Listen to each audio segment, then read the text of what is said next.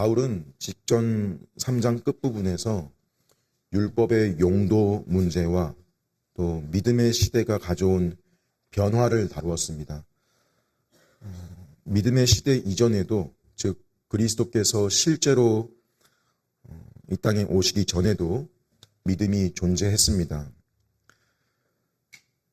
그래서 사실 지금 바울의 갈라디아서 이 지필 목적대로 사실 인류 역사상 타락 이후에 사람이 하나님 앞에 의롭다함 받는 길은 오직 하나뿐이었습니다. 구약이든 신약이든 율법의 행위로 구원 얻을 육체는 없으며 오직 믿음으로, 오직 그리스도로 말미암아, 이것이 성경에 변치 않는 선포입니다. 그럼 도대체 율법은 무엇이고 구약과 신약의 차이란 없는 것이냐? 율법의 목적은 결코 복음 안에 계시된 약속을 대체하거나 방해하는 것이 아니었다. 오히려 율법은 사람으로 하여금 자신이 하나님의 법을 지킬 수 없는 처지, 그죠? 구원이 필요한 존재인 것을 보여줌으로써 그리스도께로 내모는 이로써 그리스도의 오심을 위해 세상을 준비시키는 역할을 감당했다는, 그래서 구약 언약들 안에서의 율법의 역할은 그 언약 백성들을 말하자면 감독하고 돌보는 일이었던 겁니다. 마치 후견인처럼, 관리자같이, 때로는 매를 드는 초등교사같이 주님이 정한 때까지 그 역할을 율법이 감당했다 하는 겁니다. 그때 그 백성들은 자녀라 불리어도 실상은 꼭 뭐 같냐면 종의 처지와 다를 바 없었던 겁니다. 자, 그런데 그 정한 때가 지나면요, 구약 때까지 율법이 초등교사로서 역할 담당하다가 믿음의 주요 완성자이신 그리스도께서 오신 이후부터는 이제 율법이 채찍이 아니라 하나님 사랑하는 자의 삶의 규범이 됐다는 거죠. 그 자는 이제 말만 자녀가 아니라 실제로 자녀의 특권과 권세를 지니고 발휘하기 시작합니다. 이것을 가리켜서 양자됨, 입양이라 그랬는데, 그 표현이 사실 오늘 본문에 그대로 등장한 게 뭐냐면요, 5절에 보시면 아들의 명분이라는 말이에요. 아들의 명분을 얻었다고 하는 건 그분의 자녀가 됐다는 거고, 또 특별히 공식적인이라는 의미가 담겨 있는 겁니다. 그리고 이 말 자체가 헬라어로 입양됐다, 양자됐다, 입양, 양자라는 의미를 내포하는 단어입니다. 표현입니다. 그래서 이 양자됨이라는 게 한 개개인의 인생에서 일어나는 일로 그 구원의 서정이라고 그러죠. 구원의 순서의 한 단계로도 볼 수 있는 양자가 볼 수 있는데, 택함받은 개인의 인생을 보면, 그렇죠, 영원의 관점에서 택함은 받았지만 실제로 그 사람이 이 땅에서 부르심을 받기 전까지는 실제로 그는 율법의 지배 아래 놓여 있는 거죠. 자기 의와 자기 행위로 삶을 추구하며 살다가 하나님이 정하신 때에, 즉 믿음이 온 후, 때가 참에 그 사람의 지배하는 원리는 이것을 행하라 그러면 살리라의 구조가 아니라 하나님을 사랑해서 하나님의 법을 지키는 구조로 바뀌죠. 이것을 가리켜 뭐라는 거냐면 예수 그리스도를 영접함으로 가지게 된 자녀된 권세를 가진 자로 삶을 살게 된다, 그러는 거죠. 자, 이렇게 우리의 주관적인 이 경험에 대입될 수도 있겠지만, 그렇지만 지금 바울이 말하고 있는 건 그런 주관적인 대입을 가능하게 하는, 더 들어가는, 더 근원적인 거에 대해서 말하고 있다는 걸 주목해야 됩니다. 즉 하나님이 이 땅에서 펼치시는 그분의 구원 계획, 구속사와 연관된다는 것이죠. 이것이 지난 3장까지 다루어진 내용이었고, 오늘 본문에서도 그걸 강조하는 것 하나를 꼽으라면 4절에 때가 참에 하나님이 그 아들을 보내사라고 하는 그 표현입니다. 자, 이건 모든 역사 속의 모든 것들이 꼭 이 문기둥에 문이 달려 있는 것 같이 그 문이 경첩에 의해 지탱되고 있잖아요. 그 경첩 같이 이 지점이 이 사건이 모든 역사의 중심이고 기준으로 삼고 있다는 말입니다. 누가요? 구속사의 주인께서요. 하나님께서요. 고로 바울은 1차적으로 개인이 아닌 시대를 말하고 있는 것이면 특별히 지금 그리스도가 오신 이후에 새 언약의 성도들이 누리는 특권과 신분과 영광에 대해서 말해왔던 겁니다. 근데 때가 참에 하나님이 그 아들을 보내셨는데 어떤 일이 일어났냐면요. 즉 자기 땅에 왔는데 자기 사람들이 그를 영접하지 않았다는 거예요.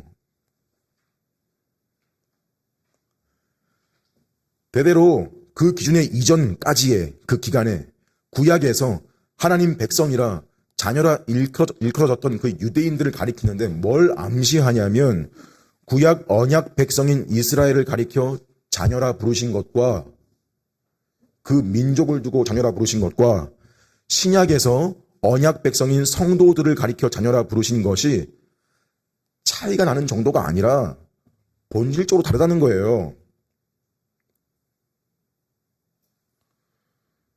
구약 이스라엘 백성들도 자녀라고 불렸습니다. 하지만 범위와 목적이 달라요. 목적은 그림자고 예표고 모형으로 쓰이고 범위는 그 당시 그 당대의 언약 자손까지 그 언약 자손이라 함은 즉 할례 받은 자들이라면 다 자녀라고 불렸던 언약이에요. 그들이 구약 내내 보인 모습은 하나님의 법을 무시했고 겉으로는 지킨 자였을지 모르나 물론 그 언약 안에도 구원받은 은혜 언약에 속한 자들이 포함되어 있었지만 그 언약에 대한 전반적인 성경의 평가는 뭐냐면요. 너희가 내 언약을 깨뜨렸다입니다. 예레미야 선지자를 통해 하신 말씀에 이미 뭘 하시냐면 내가 장차 새 언약을 세울 건데 그 언약은 이 언약과 다를 거다. 다를 거다. 절대 깨지지 않을 새로운 언약이라는 거죠. 근데 구약 때는 뭐라고요? 언약이 깨졌다. 언약을 깨뜨렸다. 갱신돼야 됐다.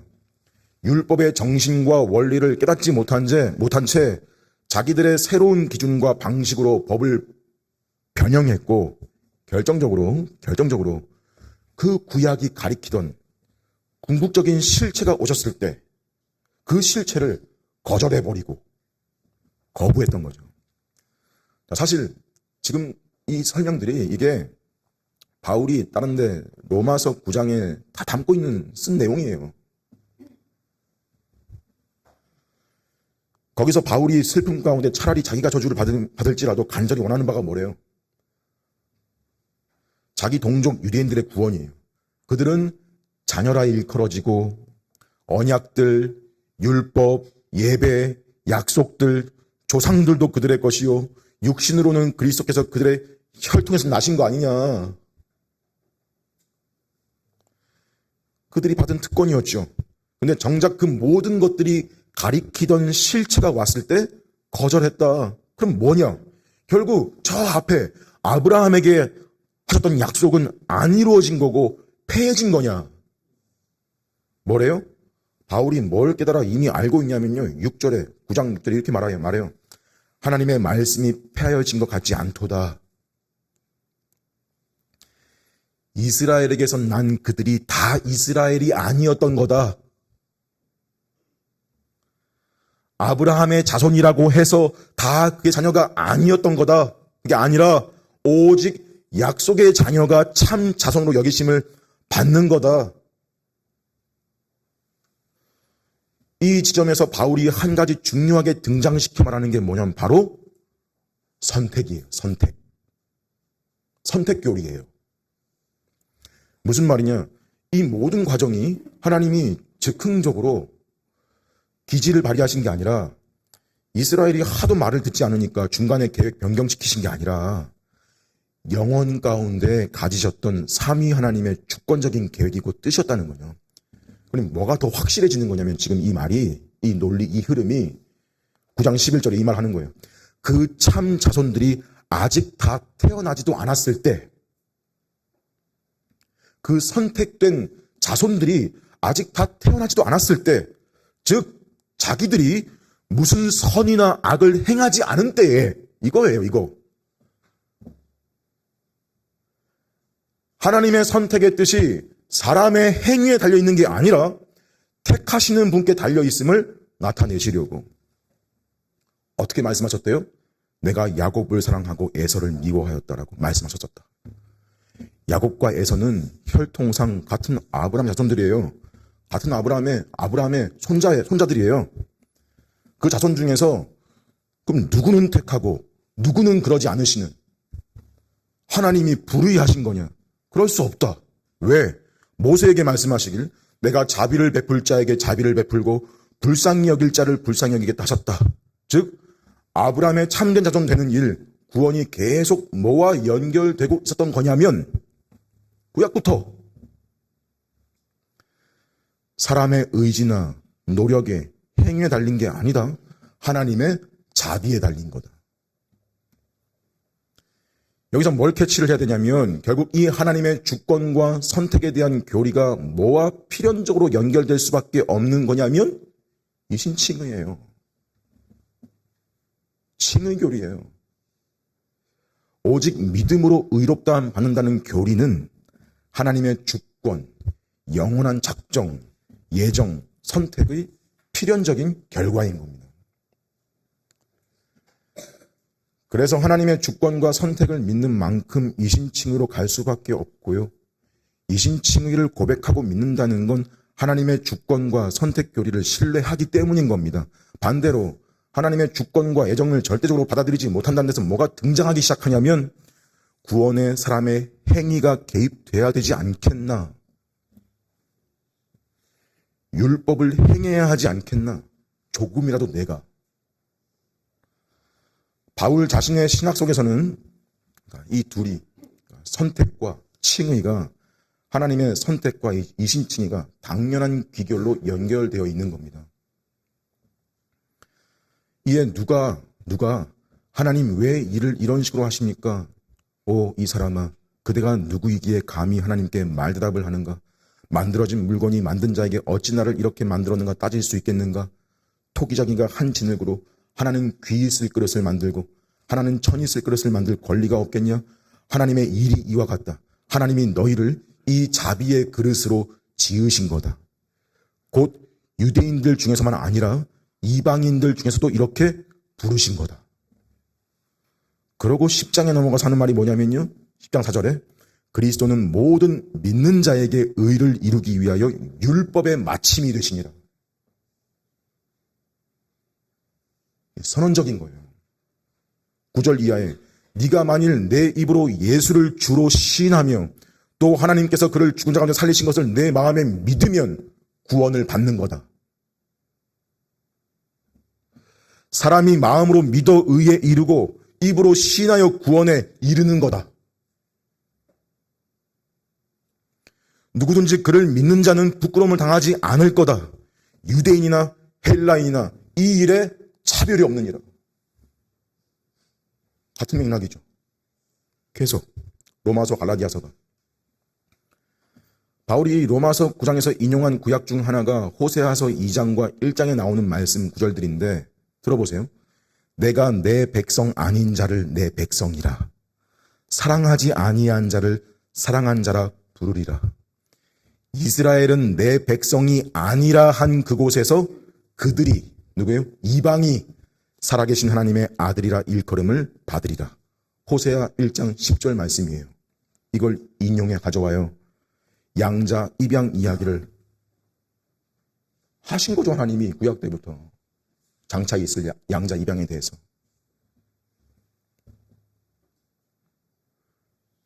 자, 이 로마서의 맥락이 지금까지 갈라디아 교회에게 했던 말과 명확하게 일치합니다. 3장 끝에 한 말이 뭐였어요? 26절에 너희가 믿음으로 말미암아 그리스도 예수 안에서 하나님의 아들이 되었다. 사실 그리스도 안에서는 유대인도 헬라인도 없는 거다. 왜냐하면 유대인이나 헬라인이나 종이나 자유인이나 남자나 여자나 다 그리스도 예수 안에서 하나이기 때문이다. 그래서 너희가 그리스도의 것이면 곧 아브라함의 자손이고 약속대로 유업을 이을 자다. 상속자다 이 말이죠.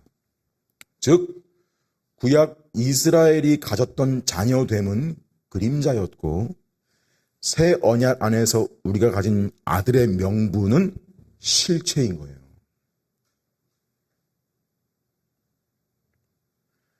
사장이 이 맥락을 그대로 이어간다는 것이 어떻게 시작하고 있냐면 내가 또 말하노니 되어 있는데 우리말로 이걸 읽으면 내가 또 그러니까 내가 한 가지 더 말할 게 있다. 하나 더 말하겠다로 보이는데 실은 이런 뜻이에요. 내가 말하려는 것은 이것이다. 뭐예요? 앞에서 한 말을 더 풀어서 설명하겠다는 거예요. 그러면서 비유를 하나 드는데 말하자면 이런 겁니다. 그리스도께서 오시기 전까지의 기간 동안에 그림자요 모형으로서의 실체를 가리키던 그 구약의 시기, 그때 하나님의 자녀라 일컬어졌던 언약 백성 이스라엘의 상황을 이야기하는 건데 그때 율법은요 그들에게 초등교사 같았으며 앞에 산 얘기죠. 또 마치 이거예요. 후견인이나 청지기 같은 역할을 했던 거라는 거예요. 비유예요. 그래서 청지기는 집안의 재산과 노예를 관리하는 관리자였고요. 주인 아래에서 주인의 위임을 받아 집안의 재정과 노예들을 관리하는 역할을 했던 게 청지기, 관리자였고요. 후견인은 주인의 어린 자녀를 법적으로 보호하는 법정 대리인 같은 거예요. 초등교사가 이 후견인 아래에 있는 거예요. 이 후견인은, 초등교사는 아이를 등하교시키며 일거수일투족 감시하고 잘못하면 매로 엄히 훈계하는 노예 교사였다면 후견인은 이 아이의 신분과 신체를 법적으로 대리하고 보호하는 법정 대리인 같은 역할을 했습니다. 왜냐하면 그 아이가 도덕적으로 나빠서가 아니라 단지 아직 때가 되지 않아서, 아직 미성숙해서, 어려서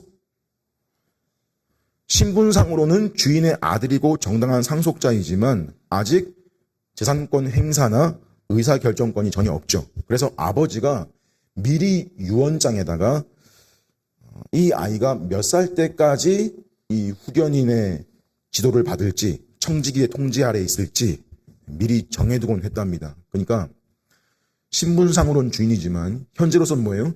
집을 섬기는 자들의 통제 아래에 있는 거니까 마치 보여지기에 뭐와 같은 거예요? 종과 다를 바 없다. 그 기간 동안에 이스라엘이 그랬던 거고 율법이 그랬던 거다.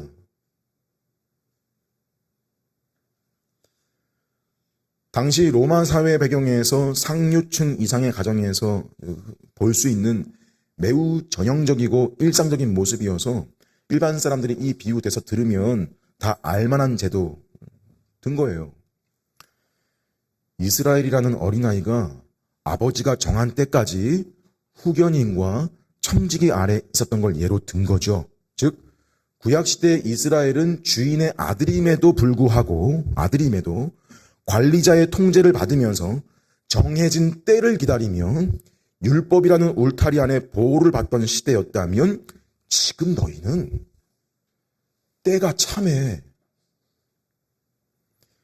이제 성인이 돼서 아버지가 직접 주시는 성령을 받았다. 그런데 왜 다시 옛날에 그 후견인과 청지기 밑으로, 즉 율법 조항들 밑으로 들어가려고 그러냐?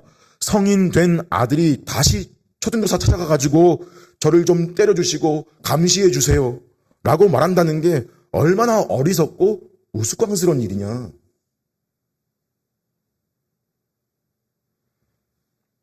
왜 아들이면서 종과 다를 바 없는 미성년자의 때로 돌아가려 그러냐, 행실이, 모습이. 이게 지금 바울의 맥락이에요. 이 비유의 의도죠. 그 이야기를 하면서 그 전에 한 가지 하는 얘기가 뭐냐면요. 3절에 이와 같이 우리도. 잘 들어보세요. 자, 이와 같이 우리도 어렸을 때에 이 세상의 초등학문 아래에서 종노릇하였더니, 좀 설명이 필요한데, 지금 구약의 이스라엘이 율법의 통제 아래에 있던 그 주인의 어린 자녀 같았다라고 그렇게 하면서, 어린아이, 이와 같이 우리도라고 하면 그 우리는 누구인 걸까?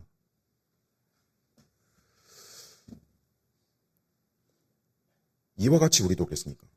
자, 먼저 바울 자신처럼 유대인이면서 그리스도인이 된 부류가 있을 거고요. 그죠?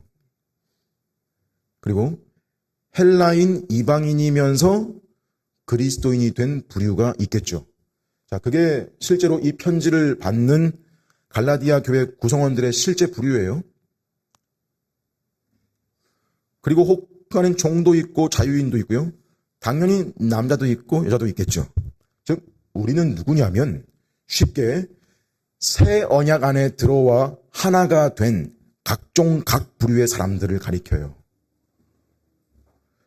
그럼 더 확장시키면 여기에는 지금 우리도 포함되는 거예요.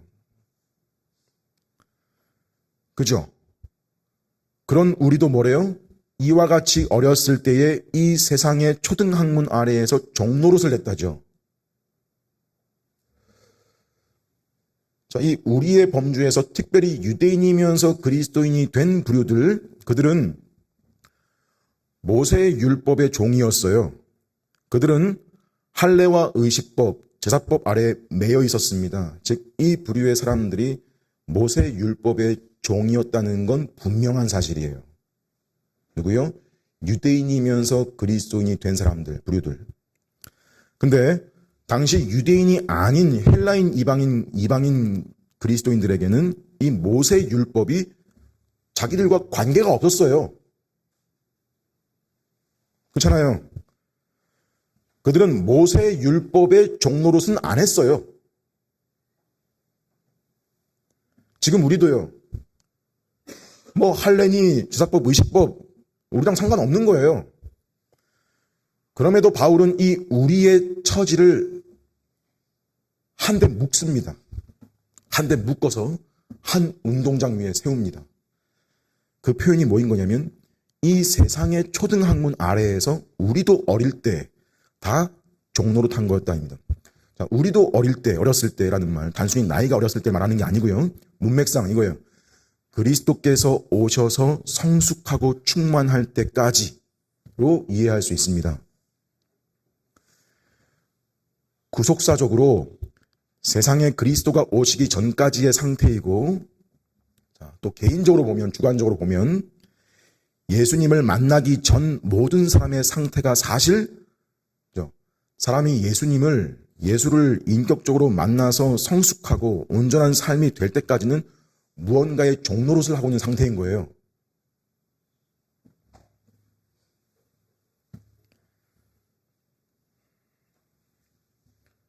상황과 신분과 처지에 관계없이 무언가의 종노릇을 하고 매여 살았던 겁니다. 그 자리에 있던 거예요. 예수를 만나기 전 모든 사람의 상태인 거예요. 자기는 생각할 수 있어요. 자유롭게 산다고, 자유롭게 살았던 거라고. 그러고 살죠.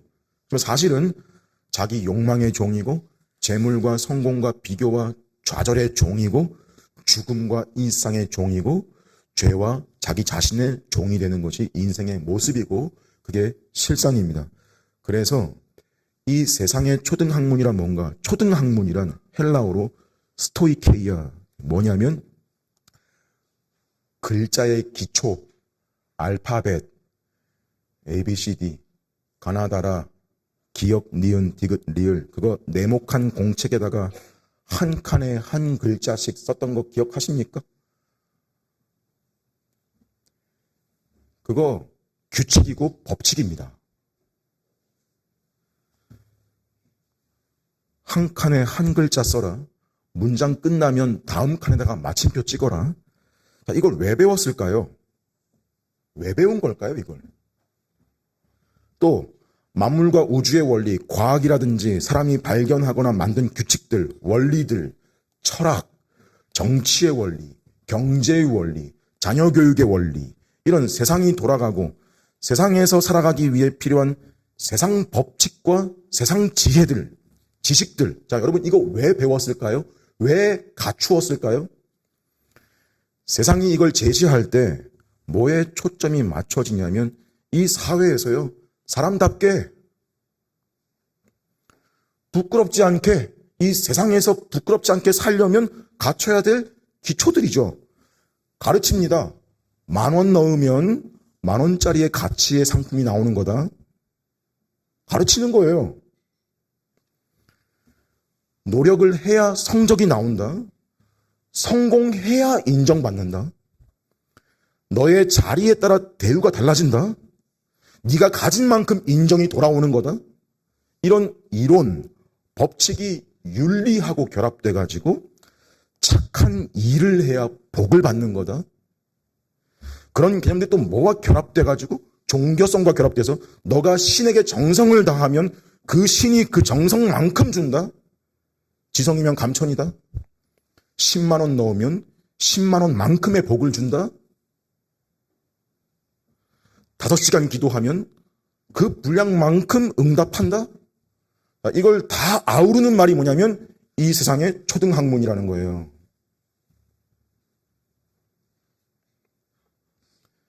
그게 유대인한테는 모세율법이었어요. 모세율법이에요. 모든 것의 근간이며 기초의 출발이에요.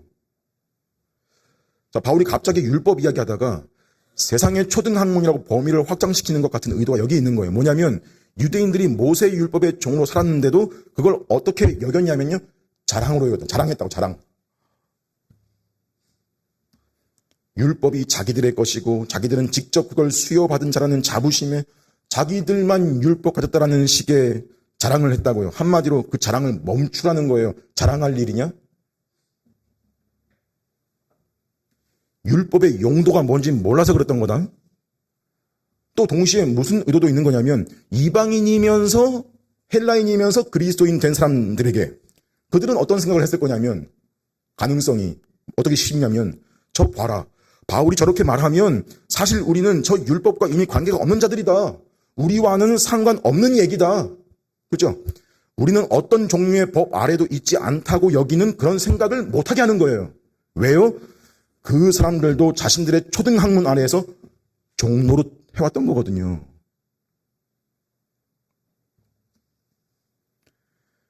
그래서 로마서 3장에 보면 이렇게 적은 게 이 말이에요. 그러면 어떠하냐? 우리는 나으냐? 결코 아니라 유대인이나 헬라인이나 다 죄 아래에 있다고 우리가 이미 선언하였느니라. 자, 유대인이나 헬라인이나 다 죄 아래에 있는 이유는 둘 다 법 아래에 있기 때문이에요.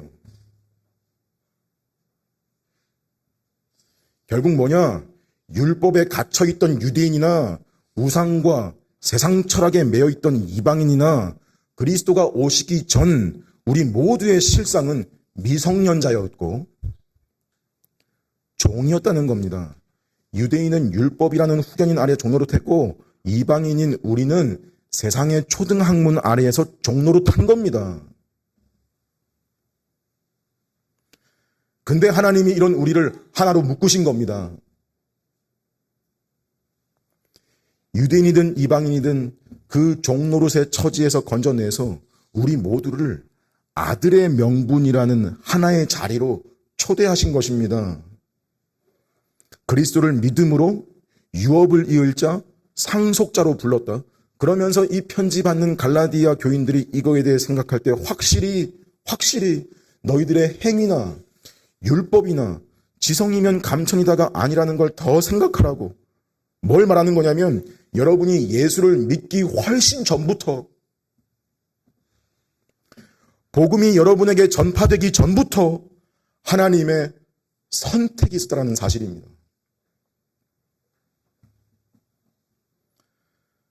상속자라는 개념은 그걸 더 생각하게 만듭니다. 아이는 아이인데 상속자는 어느 시점이 되면 유산을 물려받는 겁니다. 아버지가 정해놓은 상속을 받을 사람입니다. 그들은 각각의 범주에서 다 종노릇하고 있었지만 뭐예요? 상속자로서 그 상속을 향해 무언가에 의해 이끌려가고 있다는 겁니다. 그게 뭐라고요? 하나님의 선택입니다.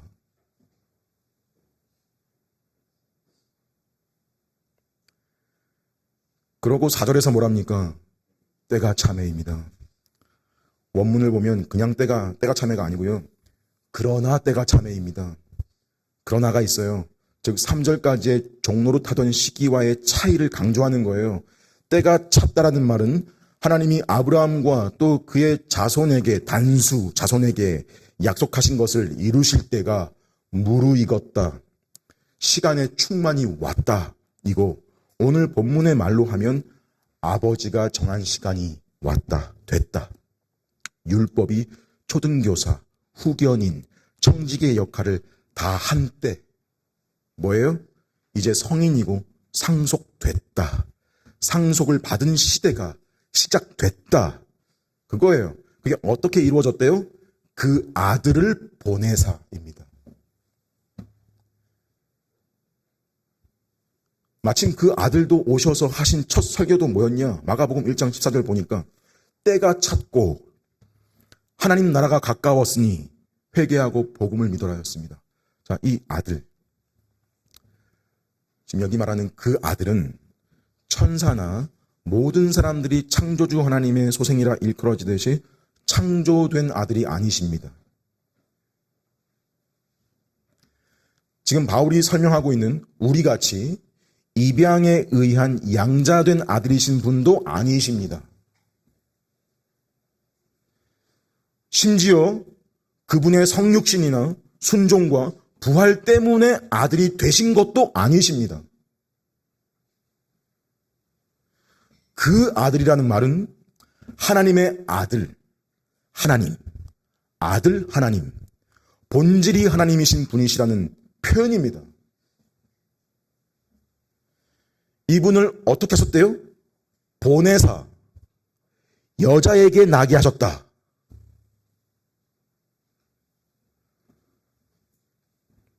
지금 성경이 여러분 그분의 신성과 인성을 동시에 강조하려는 의도를 아시겠습니까? 여자에게서 나게 했다는 것은 그분의 신성과 마찬가지로 완전한 인성을 말하는 것이죠. 또 어떤 의미가 있냐면 또 죄가 세상에 들어올 때 여자를 통해서 하와 여자를 통해서 들어온 것처럼 죄로부터 구원시키는 구원자도 똑같은 방식으로 오신다는 거고 또 그분이 바로 또 처음부터 여자의 후손, 그 씨로 언급되셨던 단수, 바로 그분이시라는 의도죠. 이분은 아버지 하나님과 본질상 동등하시며 그분과 하나이십니다. 그래서 보냈다라는 말은요, 우월과 열등의 전제를 가진 말이 아니고 일방적인 보냄의 말이 아닙니다. 즉 한쪽의 강요나 동의 없이 보낸 게 아니라 이분들 사이에서 완전한 조화와 합의가 있었음을 암시하는 거예요. 아버지는 아들을 보내시는 거에 동의하셨고 아들은 보냄 받는데 동의하신 것이고 일치된 협의 가운데 이루어진 일입니다. 무슨 일에도요? 율법 아래에 나게 하신 일도요.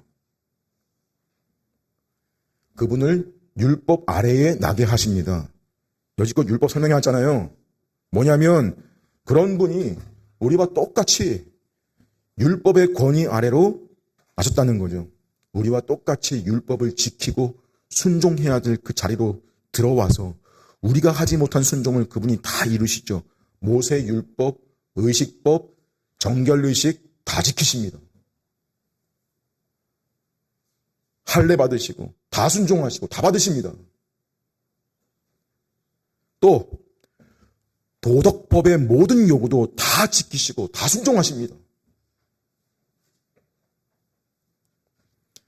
자, 이러한 보내심과 그리스도의 완벽한 순종이 있었기에 뭐가 주어지냐면 5절에 속량과 양자인 겁니다. 속량은 값을 치르고 사서 자유를 줬다는 거죠. 5절 보시면 4절 끝부터 그렇게 하신 것은 율법 아래에 있는 자들을 속량하시고, 여기 율법 아래에 있는 자들이라는 표현은 3인칭 그들이에요. 그리고 그렇게 속량하시고 우리로 1인칭이죠. 우리로 아들의 명분을 얻게 하시려고. 여기서 율법 아래에 있는 자들도 여기 1차적으로는 유대인들을 가리키는 건데요. 그들, 율법 아래에 있었다. 바울의 의도는 이겁니다. 예수님이 모세 율법의 종이었던 유대인들의 몸값을 치르고 그 감옥문을 부수고 나오셨을 때 유대인만 나온 게 아니라는 거죠. 그 감옥문이 열림과 동시에 세상의 초등학문과 우상 아래에 갇혀있던 이방인들까지 한꺼번에 하나님의 아들의 자리로 쏟아져 들어오게 되었다는 뜻이에요. 사실 그래서 속량이라는 말은요, 구약에서는 내내 짐승의 피로 예표로 암시되다가 그 아들이 와서 자신의 피로 단번에 치른 것이 실제 속량이잖아요. 구약에서의 속량은 짐승의 피로 모형 예표였고요. 실제 속량은 그 아들이 오셔서 하신 일이에요. 주님이 십자가를 앞에 두고 성찬지정하실 때 이 잔은 내 피로 세우는 새 언약이다 하십니다. 히브리서 9장에 그는 새 언약의 중보자이시니 이는 첫 언약 때에 범한 죄에서 속량하려고 주구사 부르심을 입은 자로 하여금 영원한 기업의 약속을 얻게 하려 하심이라. 무슨 말이냐?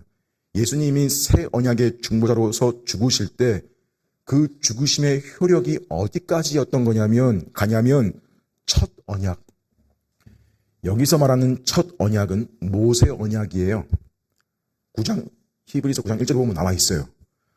구약 율법 시대를 가리키는 거예요. 즉 거기까지 다 소급해서 다 속량해 버리셨다는 거죠. 구약 성도들도 동물 피로 구원받은 게 아니고 그리스도의 속량을 믿음으로 내다보면서 구원받은 거라는 겁니다. 그 근거가 뭐냐면 바로 이어지는 우리입니다. 그들에서 우리로 바뀌죠. 우리로 아들의 명분을 얻게 하시려고 유대인이든 이방인이든 종이든 자유인이든 남자든 여자든 여기까지가 때가 참에 하나님이 그 아들을 보내사였다면 바울은 4절에서 6절까지 때가 참에라는 말로 하나님이 보내신 분이 한 분이 아니시죠. 한 분이 아니신 걸 밝히고 있어요. 하나는 그 아들을 보내사이고 또 하나는 6절에 보니까 그 아들의 영을 보내사입니다. 그냥 하는 말이 아니고요. 어떤 의미인 거냐면요. 구약의 성도들보다 신약의 성도들에게 실제로 성령께서 더 친밀하시다라는 말이에요. 요한복음 7장에 예수님이 명절 끝날 서서 외치신 말씀에 누구든지 목마르거든 내게로 와서 마셔라. 나를 믿는 자는 성경의 이름과 같이 그 배에서 생수의 강이 흘러나오리라 하시는데 뒤에 뭐라고 설명 달아요? 이는 그를 믿는 자들이 받을 성령을 가리켜 말씀하신 것이라. 예수께서 아직 영광을 받지 않으셨으므로 성령이 아직 그들에게 계시지 아니하시더라. 즉 은혜의 본질은 같아요. 구원에 있어 성령님의 역할은 있어요. 같아요. 하지만 신약과 구약 성도들이 실제로 누리는 은혜의 정도가 차이가 있는 거예요. 성령의 역사가 없다는 게 아니라 새 언약 시대에 약속된 충만하고 강력한 의미로서 아직 계시지 않았다는 거고, 그 오심의 공식적인 사건이 바로 제가 설명드린 적이 있어요. 이 내용을. 언제요? 바로 오순절 성령 강림 사건이죠. 구약 때에는 주로 성전을 중심으로 제사장, 왕, 선지자에게 여호와의 영이 임했다, 그렇게 주로 표현되는데, 신약에 넘어오니까 예수님이 뭐라 하세요? 나를 믿는 자는 그 배에서 생수의 강이 흘러나오리라 하시고, 이게 무슨 말씀인가 보니까 바울이 아버지께서 그 아들의 영을 그들의 마음속으로 보내사 그러죠. 6절 보시면 이미 단정적입니다. 너희가 아들이기 때문에입니다. 즉 아들이 되기 위해서 성령을 주신 게 아니고, 받은 게 아니라 그리스도의 속량으로 이미 아들이 되었기 때문에 그 보증으로 성령을 주신 거란 소리입니다. 그래서 여러분 안에 성령께서 거하신다는 그 내주는 뭐에 대한 증거이냐면, 내가 하나님의 아들이라는 보증입니다. 이분이 우리 속에서 하시는 일 중 하나가 무엇인가 하면, 우리가 아들인 줄 알게 하신다는 겁니다. 특별한 점은 성령을 가리켜 그냥 성령이라 그러지 않고 아들의 영이라고 표현을 한 겁니다. 저는 여기에 두 가지 의도가 있다고 믿습니다.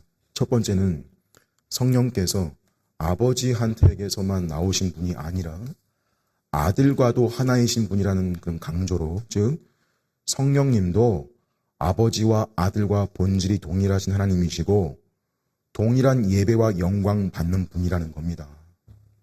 또 하나는요, 우리 안에 이분이 오셔서 거하시면서 아들의 영, 즉 아들 하나님이 가지시는 아버지와의 친밀함, 아들 하나님이 몸소 지니셨던 순종의 역사가 우리 안에 재현되게 하시는 분이시라는 의도로 아들의 영인 겁니다. 그래서 그 사람 속에서 나오는 생수의 강이라는 게, 나오는 것들이 뭐인 거냐면 그 아들의 성품들, 그 말씀의 선포와 진리 가운데 드러난 그분의 성품들, 그걸 가리켜 바울이 5장에서 설명하는 게 바로 성령의 열매들이라는 거죠. 9가지.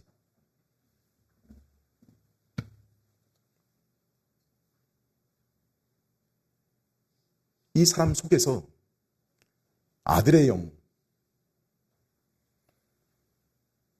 성령께서 하시는 일을 바울이 직접적으로 제시한 게 뭐냐면요, 6절 직역해보면 이거의 원문으로 보면, 너희가 아들이기 때문에 이미 하나님이 그 아들의 영을 우리 마음에 보내셨다. 그 영이 부르짖고 있다. 아빠, 아버지.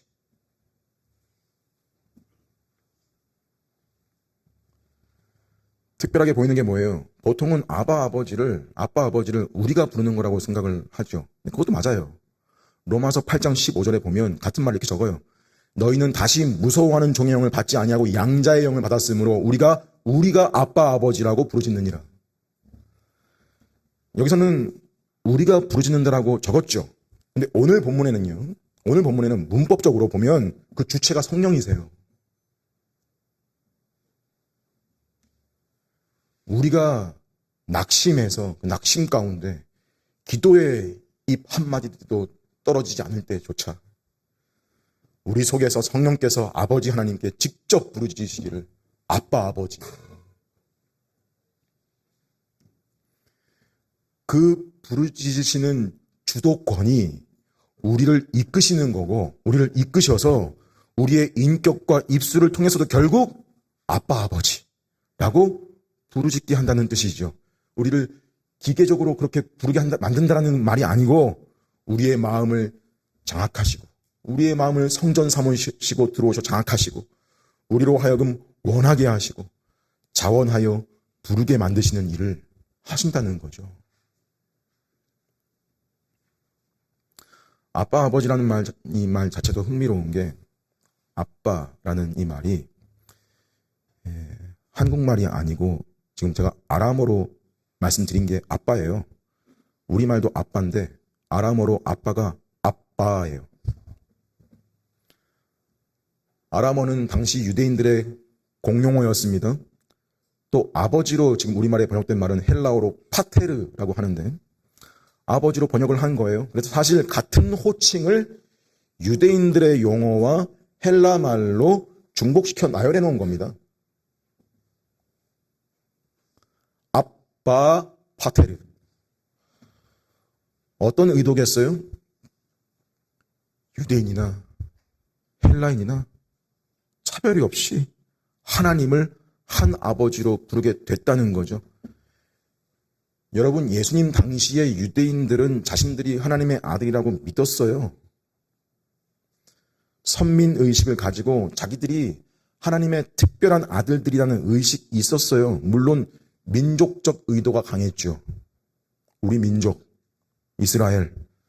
그렇지만 그들이 하나님께 직접 나아가서 친밀하게 아빠, 아버지라고 부르며 기도했다라는 건 찾아보기 어렵습니다. 근데 그 아들께서 세상에 오셔서 우리에게 기도를 가르쳐 주시면서 뭐라 하세요? 너희는 이렇게 기도해라. 하늘에 계신 우리 아버지요. 우리.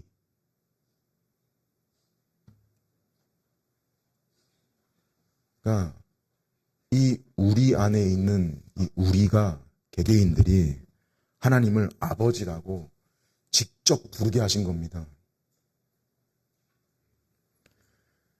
그래서 우리가 주기도문이라 부르는 이 기도에서 그 시작부터가 파격적인 것이고요. 사실 주님이 겟세마네에서 기도하실 때 아빠 아버지여, 아버지께서는 모든 것이 가능하시오니 만일 할 만하시거든. 그죠?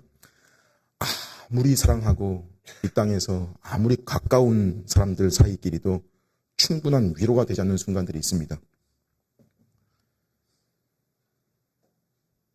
그만큼 고통스럽고 고독한 자리에서 우리와 똑같은 인성을 지니셨던 주님이 하나님을 향해 아빠라고 불렀습니다.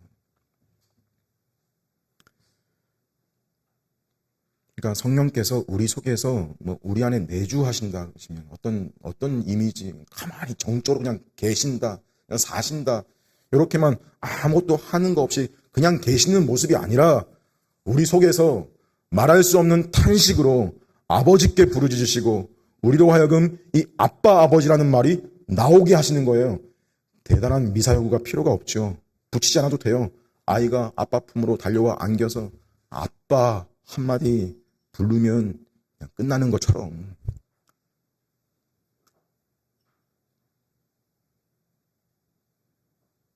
온 우주의 창조주가 되시는 하나님을 향해 가장 친밀하게 아빠라고 부를 수 있는 권세가 너희에게 있다는 거 알고 있냐 하는 거죠. 때가 찼다는 건 지금은 그 이후의 시대다. 너희가 사는 현실이 그런 현실 속에 살고 있다는 관점을 가져야 된다라는 거예요.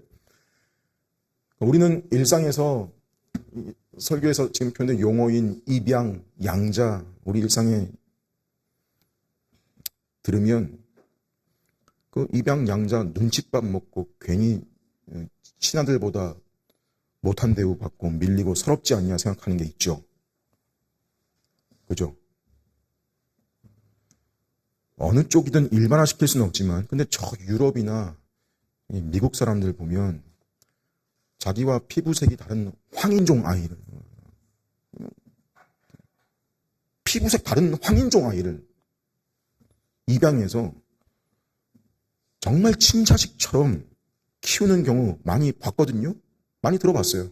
그러니까 입양의 정신에 진정 부합하지 않나 생각이 들면서도 무슨 말은 그래도 여전히 있는 거냐면 우리 사이에 입양돼도 부모를 잘 만나야 되고 반대로 어른들도 아이 잘 만나야 돼. 그런 말들 하는데 보세요. 여기 말하는 입양 양자는요. 우리는 엉망인데요. 우리는 엉망이어도 성경이 말하는 양자, 입양하시는 이가 하나님이십니다. 신실하시고 자비로우시며 진실하시며 무한하시고 영원하시고 불변하신 아버지이십니다. 그러므로 7절입니다.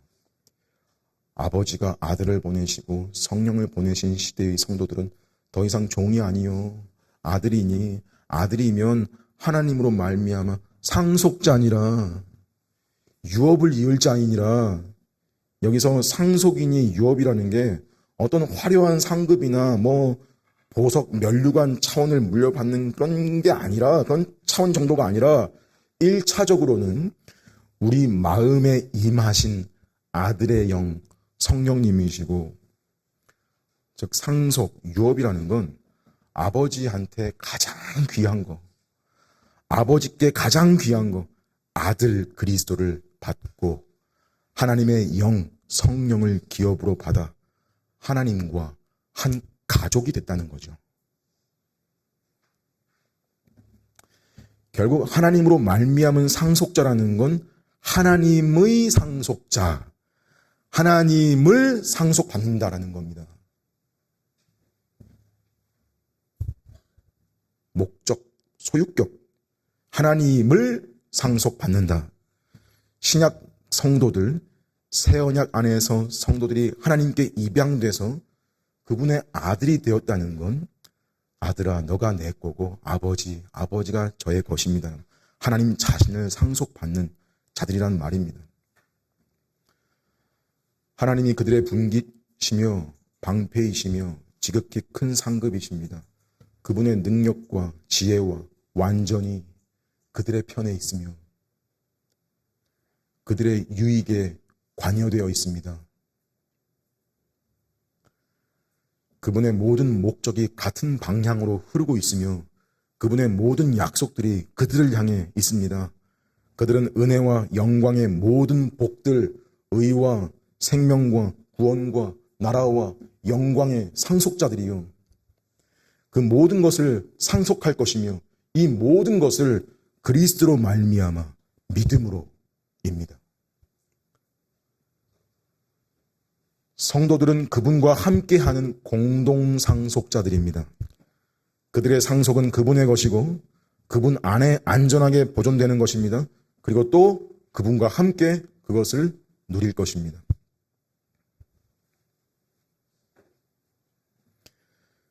그러니 여러분, 왜 이런 영광과 자리를 알지 못하고 왜 다시 예전의 후견인과 청지기 밑으로 들어가려고 하십니까?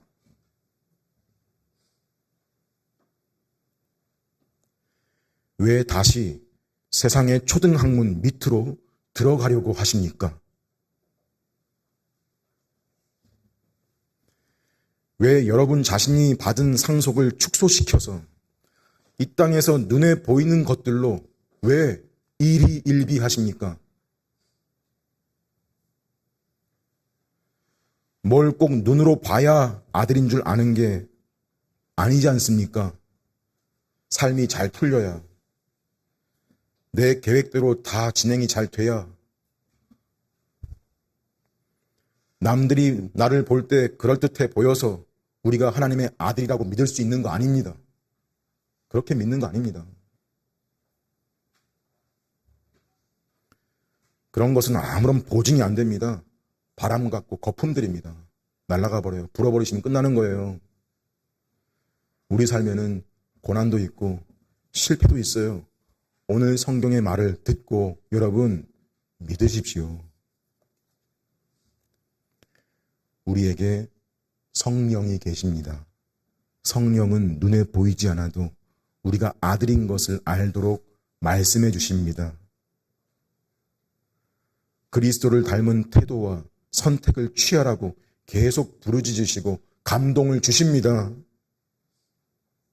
주고 계십니다.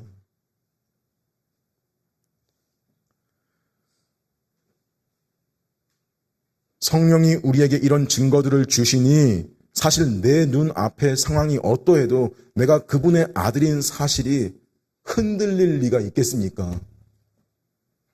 없습니다. 왜 그런 상속을 받아놓고 지엽적이고 별로 가치롭지 않은 일에 자존심을 다치고 남과 비교합니까? 좀 지면 안 되는 겁니까? 좀 양보하면 안 되는 겁니까? 하나님을 아버지로 받았지 않습니까? 하나님을 기업으로 상급으로 받았지 않습니까? 이건 이미 이건 거예요. 의롭다 함을 받았다는 말이에요. 그렇잖아요. 믿음으로 의롭다 함 받은 자들을 양자로 삼으신 거라고요. 그게 순서입니다. 자녀는 그래서 아버지께 인정받으려고 행위를 하는 게 아니에요. 순서부터가 자기가 이미 받아들여졌기에 하는 거지. 아들이어서 하는 거지. 또 뭔 상속을 얻겠다고 순종하는 것도 아니라고요. 이미 아들로 자기가 상속받은 그 유업을 알고 순종하는 거예요. 그래서 현실도 다르게 보입니다.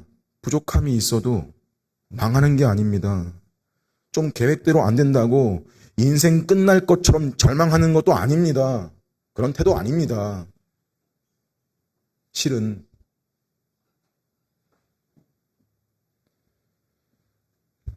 끝났다고 절망하는 건 자기가 믿었던 게, 가졌던 게 다 사라졌기 때문 아닌가요?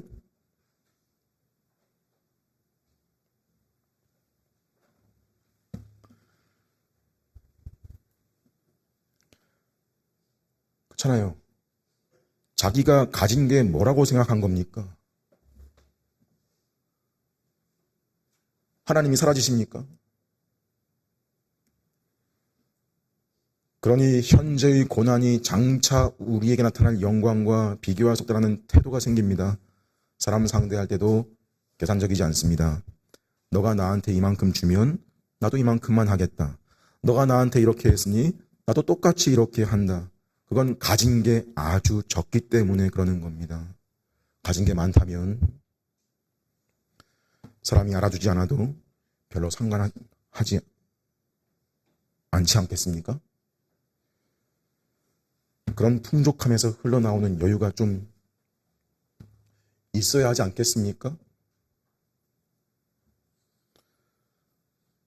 하나님의 아들이 여러분을 율법에서 속량하셨고 아버지께서 여러분을 아들로 입양하셨으며 성령께서 여러분 속에 거하시며 그 사실을 보증하신다. 들을 귀 있는 분들은 들으십시오. 여러분 생각에 이 땅에서 이것보다 사람이 더 바랄 수 있는 것이 있겠습니까?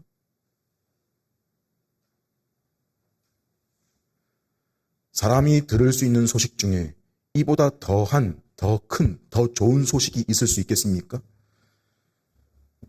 이 사실 앞에 율법이 어디에 있습니까? 율법이 더 이상 여러분 위에서 여러분을 억압하는 게 아니란 말입니다. 여러분은 아버지 하나님께 사랑을 받고 있습니다. 그래서 율법에 대한 그의 반응도 뭐냐면 사랑입니다. 즐거워하는 것이죠. 이것이 아들이 누리는 자유의 깊이입니다. 그래서 사도 요한도 자신의 서신서에 이렇게 외칩니다. 보라, 아버지께서 어떠한 사랑을 베푸셔서 우리가 하나님의 자녀라 일컬음을 받게 하셨는지 우리가 그러하도다. 요한 1서 3장 1절 이거 경탄입니다. 감탄을 찬송하며 하는 겁니다. 경탄. 우리를 자녀 삼으신 하나님 마음의 배후가 사랑이었다. 어떻게 죄의 종이었던 우리를 자녀로 삼고 하나님 자신을 유산으로 준단 말인가? 이게 대체 어느 나라의 법이고 이 땅 어디서 볼 수 있는 법인가? 세상의 초등학문으로는 도무지 이해할 수 없는, 범접할 수 없는 새로운 법의 통치가 우리를 덮었다는 것. 우리 모두가 이 자녀된 영광과 부요를 성령의 도우심으로 누려서 존귀와 영광을 아는 사람으로 살기를 바랍니다. 이것이 또한 여러분 자신뿐 아니라 서로를 그런 존재로 대하고 이 존귀와 영광을 사랑으로 흘려보내는 귀한 은혜가 우리 모두에게 흘러 넘치기를 간절히 바랍니다.